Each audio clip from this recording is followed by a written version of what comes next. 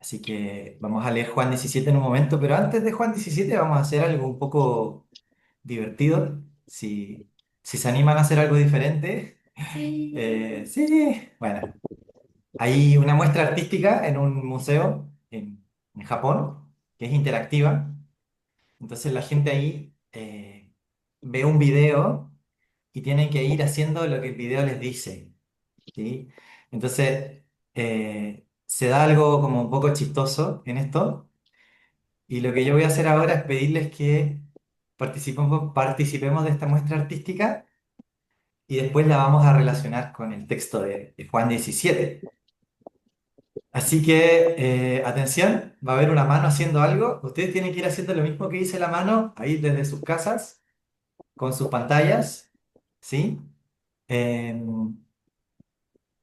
Voy a ver si está compartiendo el audio también, porque la gracia es que sea con audio. Así que, compartir sonido. Ahora vamos. Atención. Vamos, desde ahora ya.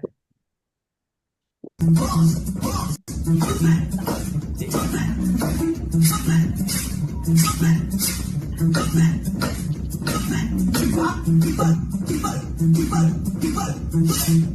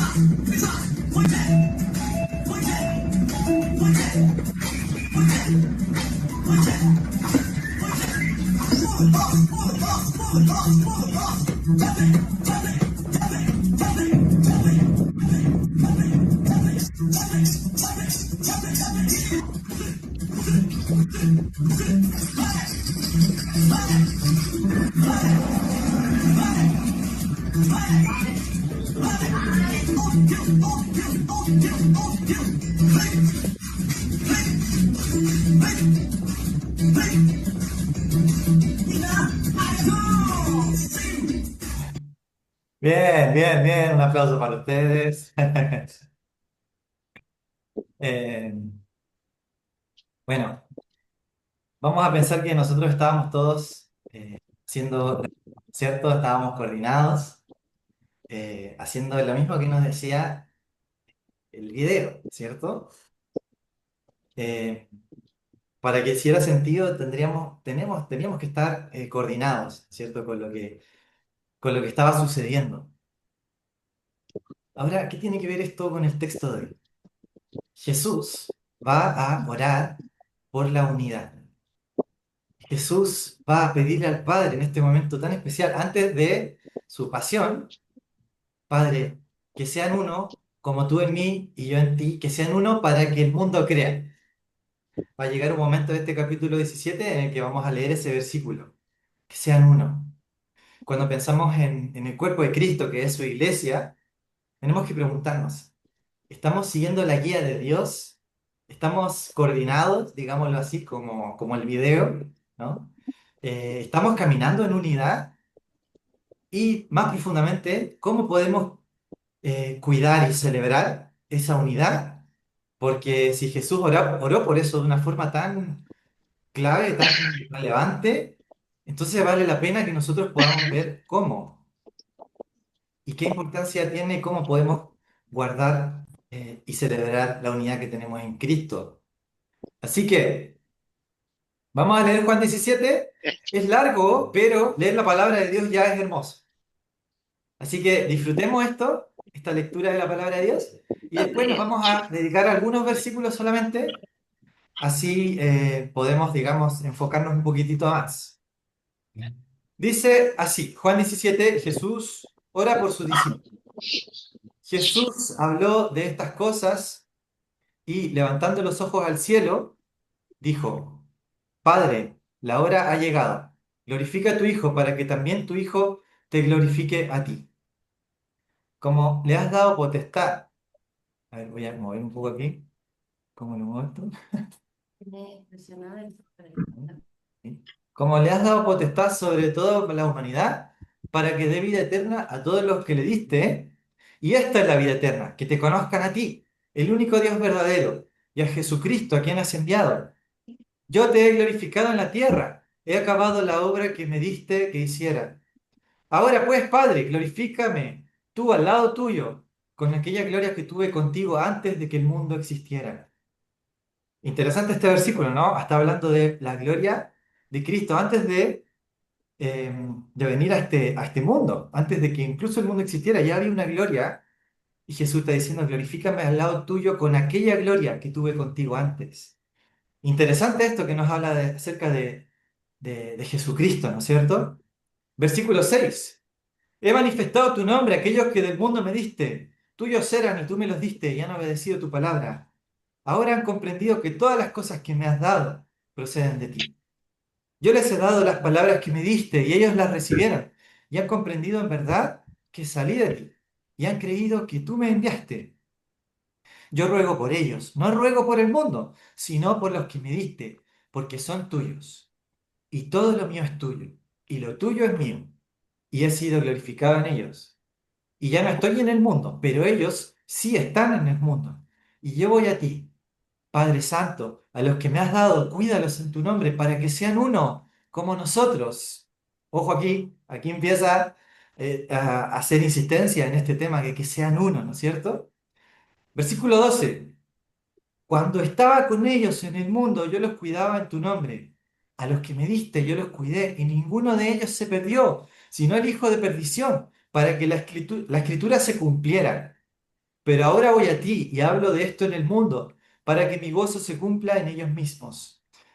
Yo les he dado tu palabra, y el mundo los aborreció, porque no son del mundo, como yo tampoco soy del mundo. No ruego que los quites del mundo, sino que los protejas del mal. Ellos no son del mundo, como tampoco yo soy del mundo. Santifícalos en tu verdad. Tu palabra es verdad. Tal como tú me enviaste al mundo, así yo los he enviado al mundo. Y por ellos yo me santifico a mí mismo, para que también ellos sean santificados en la verdad. Pero no ruego solamente por estos, sino también por los que han de creer en mí, por la palabra de ellos, para que todos sean uno, como tú, oh Padre, en mí y yo en ti, que también ellos sean uno en nosotros, para que el mundo crea que tú me enviaste. Lo voy a leer de nuevo, porque este versículo es clave, este versículo es central. Para que todos sean uno, como tú, oh Padre, en mí y yo en ti, que también ellos sean uno en nosotros, para que el mundo crea que tú me enviaste. Yo les he dado la gloria que me diste para que sean uno, otra vez, ¿no? Así como nosotros somos uno. Yo en ellos y tú en mí, para que sean perfectos en unidad, para que el mundo crea que tú me enviaste y que los has amado a ellos, como también a mí me has amado. Padre, quiero que donde yo estoy también estén conmigo aquellos que me has dado, para que vean mi gloria, la cual me has dado porque me has amado desde antes de la fundación del mundo. Padre justo, el mundo no te ha conocido, pero yo te he conocido, y estos han reconocido que tú me enviaste. Y les he dado a conocer tu nombre, y aún lo daré a conocer, para que el amor con que me has amado esté en ellos, y yo en ellos. Amén. Acompáñame a orar una vez más por la palabra del Señor. Padre Celestial, te damos tantas gracias porque tu palabra es la verdad, como dice este mismo texto. Santifícanos en tu verdad, Señor. Que tu palabra, Señor, traspase profundamente nuestro corazón. Que podamos ser llevados a ese lugar de quebrantamiento. Señor, quebranta todo orgullo en nuestro corazón. Y que tu palabra, Señor, vivifique nuestras mentes y corazones. Y que podamos, al leer tu palabra, poder ser renovada nuestra mente y vivir esta unidad que tú oraste por nosotros, Padre. Pedimos tu guía y gracias por la obra de tu Espíritu Santo en medio nuestro, en el nombre precioso y poderoso de Jesús. Amén. Amén. Yo quiero preguntarte si sabes qué significa la palabra Satanás. ¿Alguien, perdón, la palabra diablo? ¿Alguien sabe qué significa la palabra diablo? ¿Ahí? Adversario.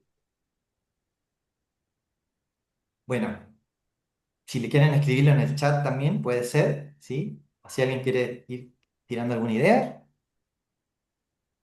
Les quiero contar que la palabra diablo significa el que divide. ¿Sí? Qué interesante pensar en esto, ¿no es cierto? ¿Qué es lo que quiere hacer el diablo? Dividir. ¿Qué está orando Jesús por sus discípulos en Juan 17? Padre, que sean uno. Tremendo, ¿no? Tremenda oposición, tremendo conceptos contrapuestos acá.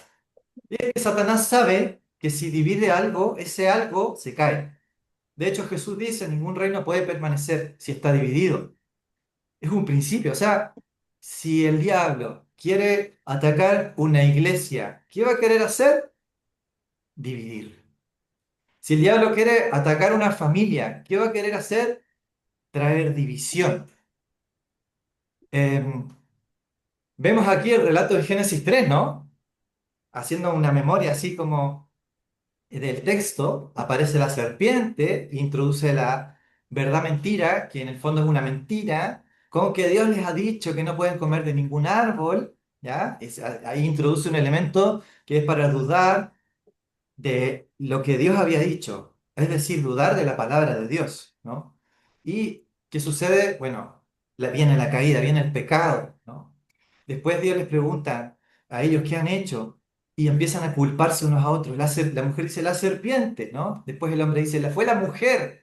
Entonces hay una división ahí, porque se están culpando unos a otros y ya se introdujo el elemento de división. El pecado divide las relaciones, es como un rompimiento, ¿no es cierto? Entonces, esta palabra, diabolos, se parece a otra palabra. A ver si alguien se anima por ahí a decir a qué palabra se parece la palabra diabolos, que va a ser contraria a diablo, ¿sí? Empieza con S. A ver, voy tirando una pista ahí. Diablo, símbolo, ¿sí? Diablo y símbolo. Estas palabras se relacionan, ¿ya? Así como, quizás solamente un poco interesante de mencionar esto, pero diablos, diablo se divide en dos palabras, dia, que significa entre medio, y balein, que significa lanzar, ¿ya? Es decir, lanzar algo entre medio, ¿sí? Para dividir. En este caso puede ser una mentira, ¿no? Y símbolo es sim y baleño. También es lanzar, pero es sim significa junto con, ¿sí? Que representa como, por ejemplo, el símbolo de la antigüedad. Cuando uno invitaba a alguien, le daba un pedacito de piedrita. Entonces esa persona llegaba con la piedrita y venía a la invitación, a la fiesta, a la celebración, y juntaba las dos piedritas. Se juntaban. Es decir, el símbolo une. El símbolo une. ¿Cuál es el símbolo cristiano nuestro? La cruz, nuestro símbolo, ¿no? Es un símbolo, pero también tenemos otros símbolos. El pan, ¿no es cierto? Nos unimos para celebrar la cena del Señor, la mesa del Señor, y la palabra de Dios nos dice que tengamos discernimiento del cuerpo, ¿sí? Que celebremos en unidad. De hecho, que si uno está peleado con un hermano, o que si uno se acuerda que un hermano tiene algo contra uno, dejemos ahí, digamos, nuestra ofrenda, es decir, que podamos participar de la comunión en unidad, ¿no es cierto? ¿Se dan cuenta? Empezamos a ver cómo hay dos elementos contrapuestos. ¿Hasta ahí se entiende? ¿Vamos bien? Esto tiene mucho que ver con Juan 17. Ahora sí, vamos a enfocarnos en algunos versículos, ¿ya? Pero en términos generales, les quiero comentar que este capítulo de Juan 17 se divide. Los primeros 5 versículos, si quieres mirar tu Biblia, Jesús está orando por sí mismo, ¿sí? Padre, glorifica a tu Hijo para que tu Hijo te glorifique a ti, ¿no es cierto? Empieza a orar por sí mismo. Después, versículos 6 al 14, va a orar por sus discípulos, ¿sí? Por los que con quienes Jesús invirtió el tiempo, la mayor parte de su tiempo, por sus discípulos. Y después, de versículos 20 al 23, Jesús va a empezar a orar por los que van a creer por la palabra de ellos. Es decir, que aquí hay una imagen un poco como de un pasar la posta, ¿ya? Una imagen de la misión de Jesús. Y el 24 al 26 va a haber una conclusión de la oración de Jesús, pero aquí ya es interesante que Jesús empieza a orar por sí, después por sus discípulos y después por los que van a creer por la palabra de ellos. Y podríamos seguir esa cadena hasta nosotros, porque nosotros recibimos el Evangelio por una cadena, digamos, que llega hasta Jesús. de personas que compartieron el Evangelio. Es decir, que esta oración de Jesús es clave para entender la misión de Jesús. ¿Cómo vivimos la misión de Jesús? Yo no sé si ustedes son de tomar notas. Si son de tomar notas, les animo a hacerlo. En general, mis presentaciones no tienen más que imágenes para hacernos pensar, pero si quieres anotar algo que crees que Dios te está como destacando, por favor anótalo también ahí en el celular o en un cuadernito, ¿sí? Pero es clave esta oración para entender la misión de Jesús, ¿sí? Yo no puedo hacer la misión de Jesús solo. No puedo decir yo voy a conquistar el mundo solito, ¿ya? Sino que esto es en comunidad. Y Jesús está orando por esta unidad, ahora por sus discípulos, por los que van a creer por la palabra de estos. Entonces a mí me apasiona ver la pasión de Jesús, porque Jesús está apasionado por esto. Y ahora vamos a ver el versículo 17, ¿sí? ¿Alguien podría leer el versículo 17 ahí, bien fuerte?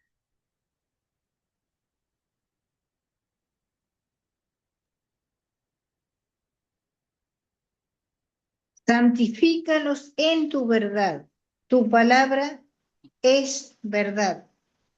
Muchas gracias. Santifícalos en tu verdad. Tu palabra es la verdad. Como les decía, vamos a enfocarnos en algunos versículos, porque el texto es muy largo, pero vamos a empezar por acá, el versículo 17. Jesús, en el Evangelio de Juan, habla de un mandamiento nuevo, dice. Eh, de hecho, este mandamiento, el Señor también viene a decir que hay dos mandamientos, ¿no es cierto? Y que de estos dos mandamientos dependen la ley y los profetas. O sea, que resume mucho el Antiguo Testamento, por decirlo así, ¿no? Entonces, Juan 13:34, Jesús dice, un mandamiento nuevo les doy, que se amen unos a otros, así como yo los he amado, ámense también ustedes unos a otros. Quiero que tengas una imagen en mente que es esta, ¿no? Los planos de una casa. ¿Cuántas veces nosotros hemos escuchado textos de la palabra de Dios, versículos de la palabra de Dios, que incluso podríamos recitar de memoria, ¿no es cierto? Eh, Jesús está orando que seamos santificados, ¿sí? Proceso de santificación en el cual por la obra del Espíritu Santo nosotros podemos poner en práctica la palabra de Dios. Porque la pregunta es, ¿cómo somos santificados? ¿Qué nos dice el versículo 17?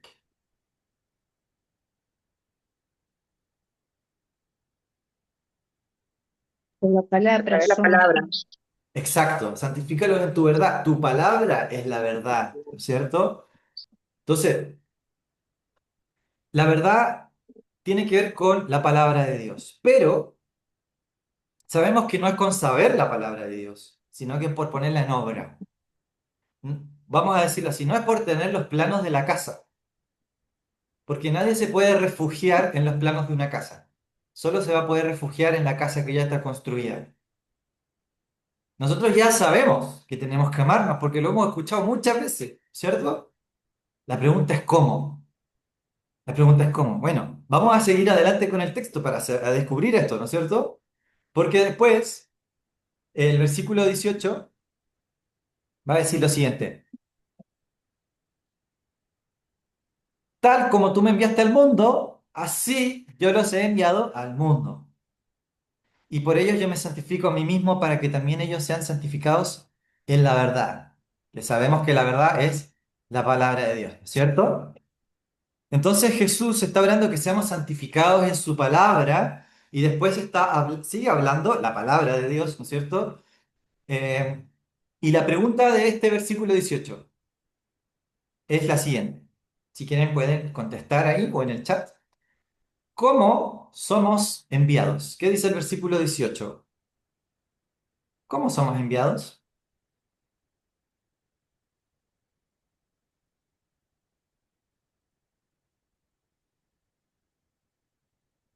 Yo dejo el silencio, no me incomoda porque sé que están pensando, estamos pensando y es parte también. Como lo envió a él Así nos envía Él al mundo. Exacto, exacto, buenísimo. Gracias, Ana. Somos enviados nosotros, así como el Padre lo envió a Él. Ahora, esta que Jesús acaba de decir, lo había dicho, ¿ya? Y lo dice después en el Evangelio de Juan de forma especial, de distintas maneras. Por ejemplo, en Juan 20:21, Jesús dice, cuando se aparece resucitado a sus discípulos, les dice, la paz sea con ustedes, así como el Padre me envió, también yo los envío a ustedes. Se parece, ¿no es cierto? ¿Sí? Como que lo que acaba de orar Jesús, después lo dice también resucitado. Antes de este capítulo 17 en Juan 12 está diciendo también, Jesús está diciendo, porque yo no he hablado por mi propia cuenta, el Padre que me envió, Él me dio mandamiento de lo que he de decir y de lo que he de hablar. Así pues, lo que yo hablo, lo hablo como el Padre me lo ha dicho. Es decir, Jesús habla lo que el Padre le ha dicho, ¿no? Se ve de nuevo esta imagen como vertical, horizontal, ¿no? Juan 5:19, no puede el Hijo hacer nada por sí mismo, sino lo que ve hacer al Padre. O sea, él ve hacer algo al Padre y él lo hace, el Hijo igualmente. Juan 14:10, Jesús le dice a Tomás, ¿no crees que yo soy en el Padre y el Padre en mí? Las palabras que yo les hablo no las hablo por mi propia cuenta, sino que el Padre que mora en mí, él hace las obras, ¿no? Entonces, vemos que Jesús está diciendo, así como el Padre me envió a mí, así yo los envío a ustedes. Pero, ¿qué dependencia tenía Jesús del Padre? Poquita, más o menos. ¿Cómo caminaba Jesús con el Padre? En una dependencia completa, ¿cierto? ¿Cuántos dicen amén a esto? Amén.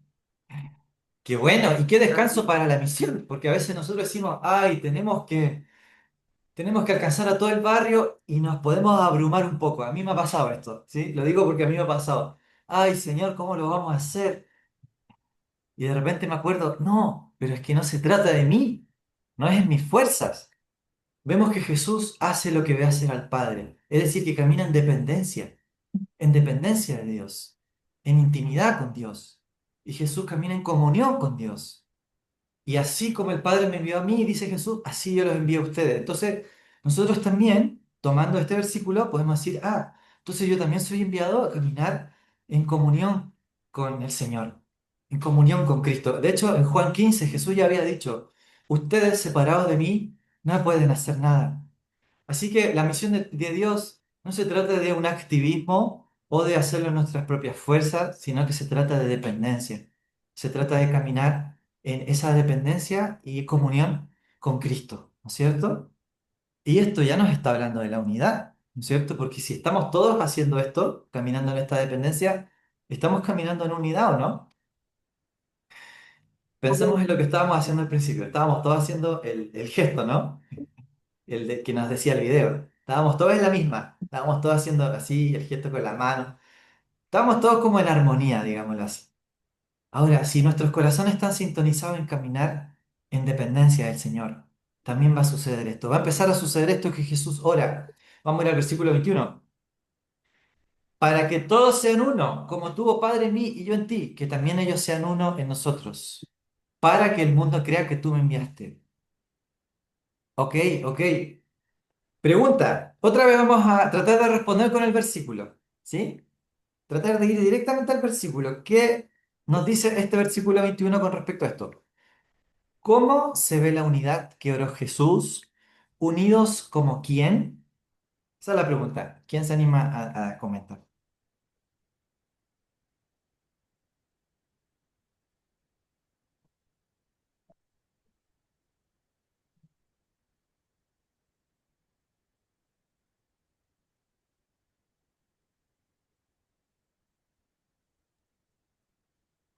Como el hijo al padre, Ajá. Muchas gracias, Sandra. deberíamos ser como el hijo al padre, con obediencia. Eso es claro. Exacto. Jesús está orando por una unidad que no es cualquier unidad, ¿sí? Va más allá de la unidad de un equipo de fútbol, ¿sí? Esta es una unidad cuyo punto de comparación no es una pareja que está jugando dobles en tenis, sino que es la mismísima Trinidad, el mismísimo Dios, el Hijo y el Padre. Que todos sean uno como. ¿Como quién? ¿Como eh, como la pareja de tenis? No, como tu Padre en mí y yo en ti. Es tremendo. O sea, la unidad que Jesús está orando es una unidad que es tan grande, es tan maravillosa que solo puede venir de Él. Solamente Él nos la puede conceder por su gracia, no por nuestras propias fuerzas. Viene por una rendición a Él. Jesús está en obediencia completa al Padre y Él está orando para que nosotros seamos uno, que caminemos en esa dependencia, ¿no? Hagamos una recapitulación. Estaba diciéndonos, versículo 17, que seamos santificados en la verdad. La palabra de Dios es la verdad. La palabra de Dios nos dice que nos amemos unos a otros, que caminemos en amor, ¿no es cierto? La palabra de Dios nos dice que caminemos en unidad. Y entonces vamos adelante. Yo les quiero preguntar, ¿cómo eran los discípulos? Aquí están los discípulos, según la serie de Chosen, eran distintos unos de otros, ¿no es cierto? A ver, ¿qué profesiones tenían los discípulos? Pescador, médico, Pescador, médico, la Debbie, aquí que vio de Chosen también. Pescador, Recaudadores de médico, impuestos, ¿qué más? recaudadores, recaudadores de impuestos. Bien, bien, vale la aclaración que el médico es Lucas y que viene a ser después un seguidor posterior. Eh, Sabemos que hay un recaudador de impuestos y un celote también. Hay gente con profesiones comunes de esa época, ¿no es cierto?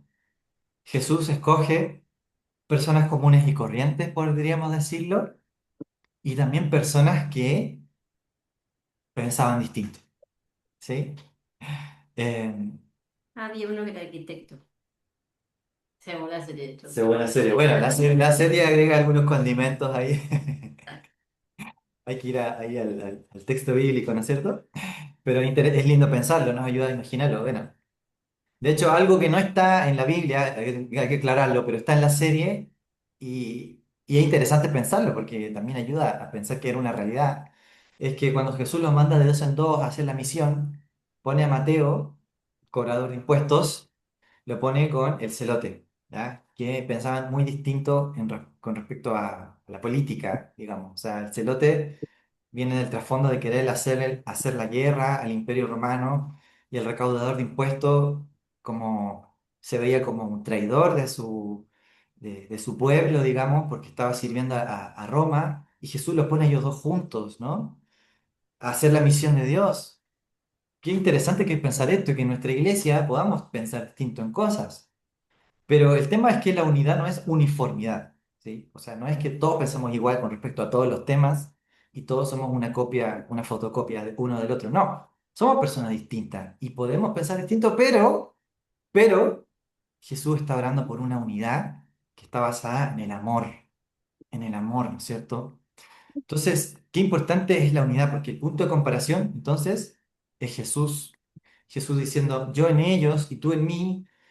Versículo 23, ¿no? Yo en ellos y tú en mí, para que sean perfectos en unidad, para que el mundo crea que tú me enviaste y que los has amado a ellos como también a mí me has amado. Entonces Jesús está orando para que seamos perfectos en unidad, ¿sí? Me encanta el Evangelio de Juan porque siempre nos pone imágenes, ¿no? Y Jesús ya había hablado de una imagen que habla de la unidad. En el capítulo 15 había Jesús dicho que permanezcamos en Él y Él en nosotros para que podamos dar fruto. Esta también es una imagen de unidad. Versículo 22, Jesús había dicho, yo les he dado la gloria que me diste para que sean uno, así como nosotros somos uno. Eh, entonces, vamos a ir acercándonos a aterrizar el avión, ya, de a poquitito. Sabemos que Jesús ora por la unidad, ¿ya? Ahora nosotros vamos a acercarnos a los versículos finales. Y el versículo 23, ¿ya? Quiero destacar este versículo 23. Yo en ellos y tú en mí para que sean perfectos en unidad, para que el mundo crea que tú me enviaste, ¿sí? Jesús está orando por una unidad y Él nos está diciendo que Él nos ha compartido una gloria. Versículo 22. Yo les he dado la gloria que me diste para que sean uno. Nosotros solamente podemos tener esta unidad porque Jesús nos ha compartido esta gloria.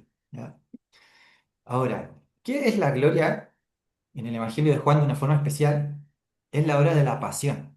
De hecho, Juan 17, Jesús empieza diciendo, glorifica a tu Hijo para que tu Hijo te glorifique a ti. ¿Sí? Se acerca la hora de la gloria. La hora de la gloria es cuando Jesús va a morir, cuando Jesús va a entregar su vida.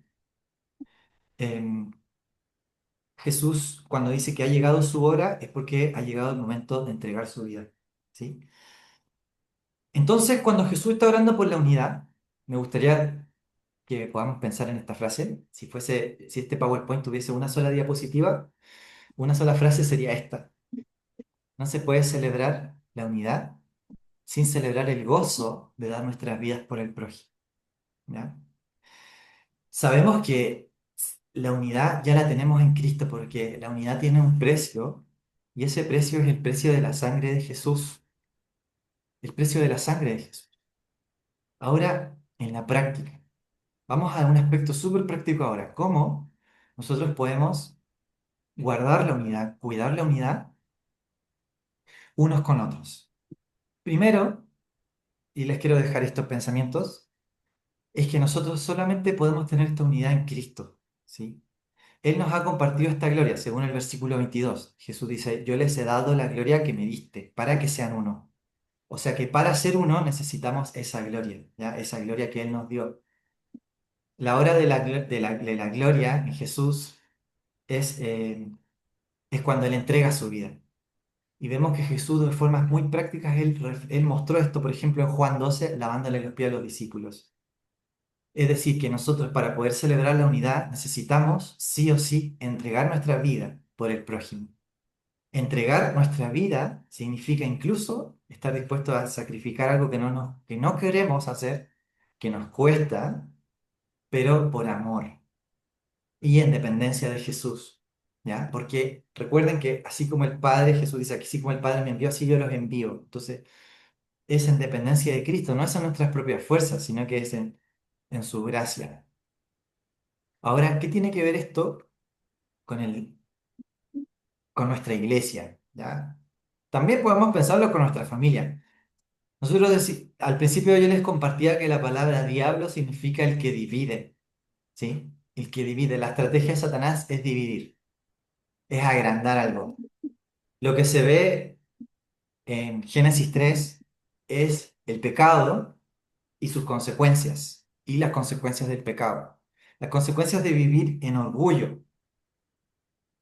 Aparece en Génesis 3 algo que se denomina como un primer anuncio del Evangelio, un protoevangelio se le dice, ¿no? Génesis 3:15, porque aquí mismo encontramos un pequeño rastro de la gracia de Dios, ¿ya?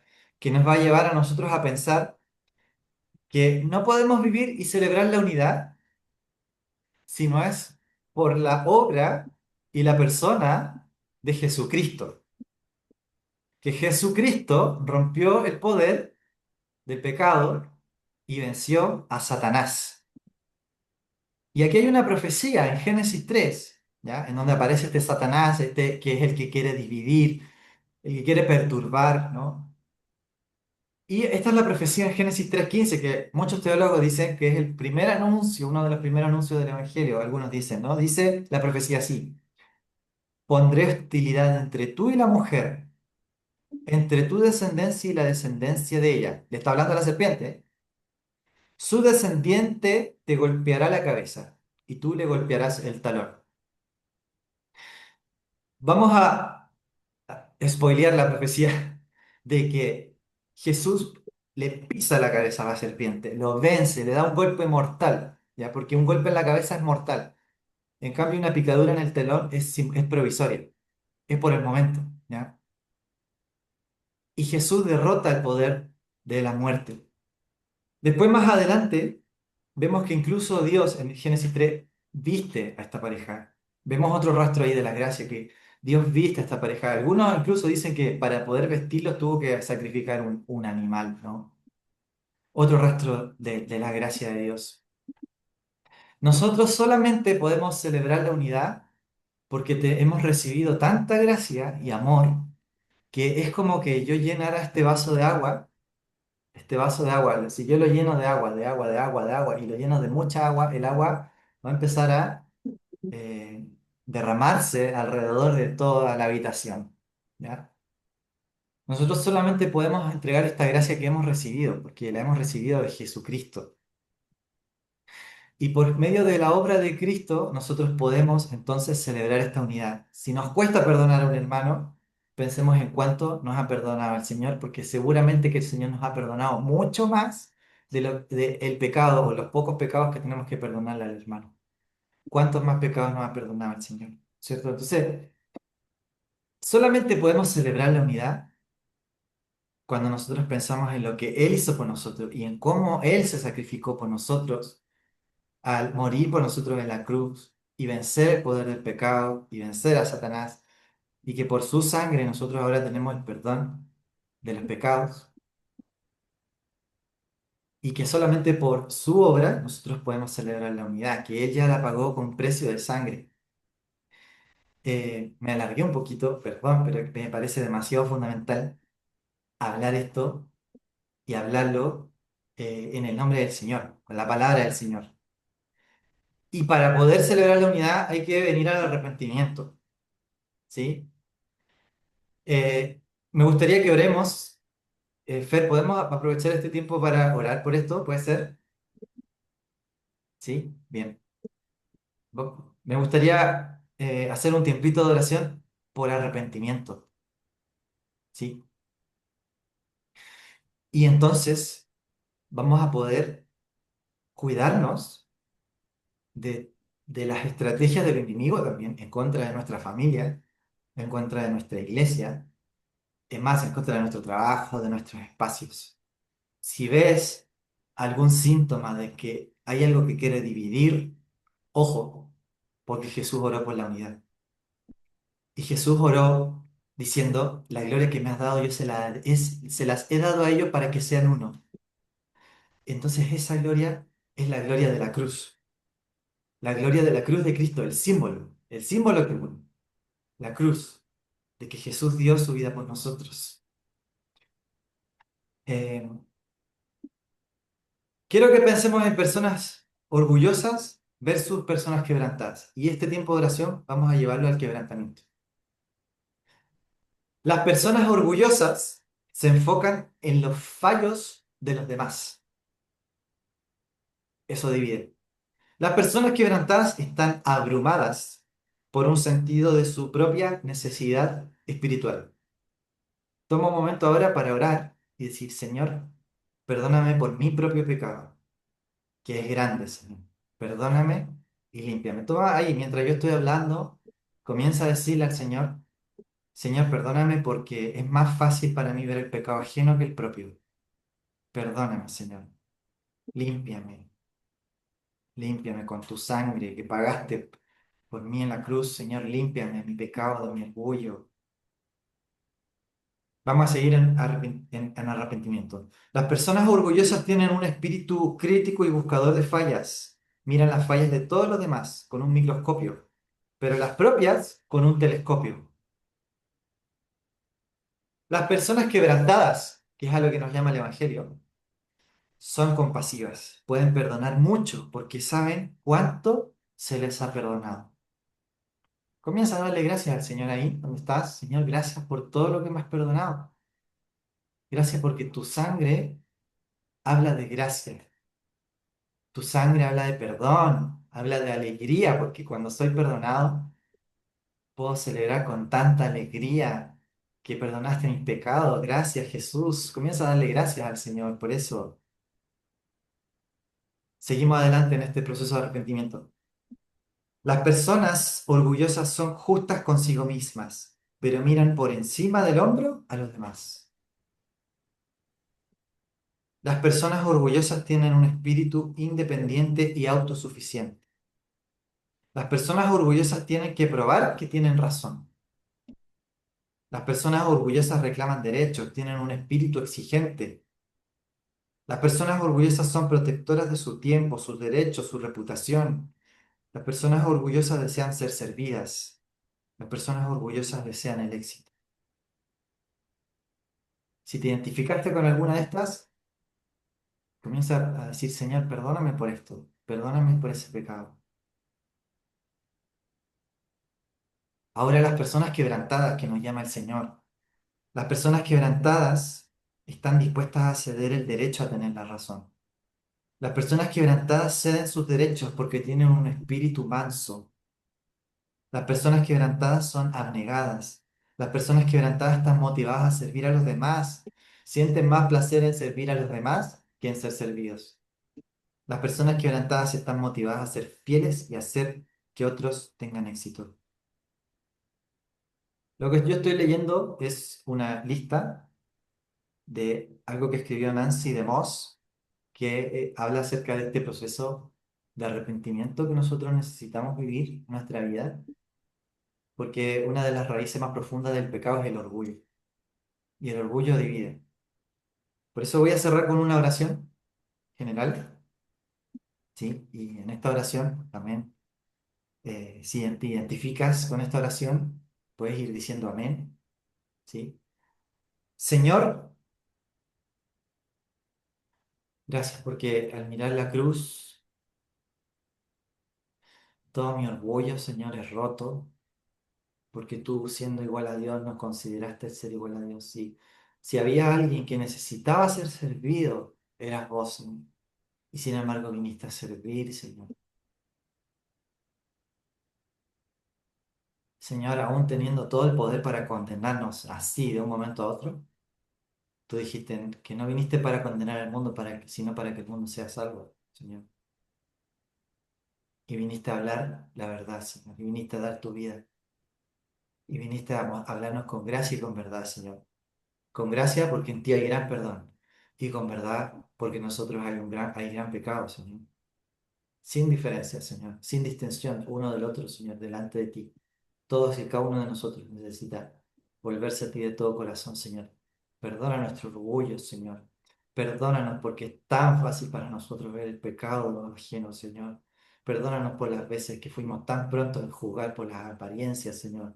Perdónanos por las veces, Señor, en que hablamos de más, Señor, y no cuidamos y no cubrimos la desnudez de nuestros hermanos, Señor, sino que más bien hablamos precipitadamente, juzgamos precipitadamente nuestro corazón. Perdónanos, Señor, perdona nuestro pecado, perdónanos, Señor, porque nosotros queremos ser como tú, Señor, nosotros queremos cubrir, así como cubriste a Adán y Eva con pieles, Señor, nosotros queremos cubrir también la desnudez de los demás, Señor, y hablar de gracia en lugar de juicio, Señor, necesitamos, Señor, necesitamos de ti y gracias, Señor, porque en ti hay gran perdón, en ti hay gran salvación, Señor. En ti hay gran perdón de cada uno de nuestros pecados, Señor. Gracias por perdonar nuestros pecados por tu sangre, porque venciste, Señor, la muerte y al tercer día resucitaste y con tu sangre es más que suficiente para el perdón de todos nuestros pecados, Señor.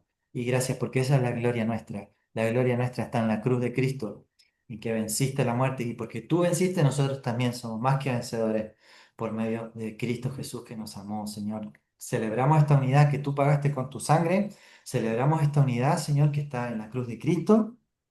Y te amamos, te glorificamos, Señor. Guíanos a seguir atentos y despiertos, Señor, frente a cualquier estrategia del enemigo o incluso la propia pensamientos que a veces de nuestro propio corazón surgen, Señor. Estar atento a cualquier pensamiento de división y vivir tu evangelio, Señor, con gracia, verdad y amor.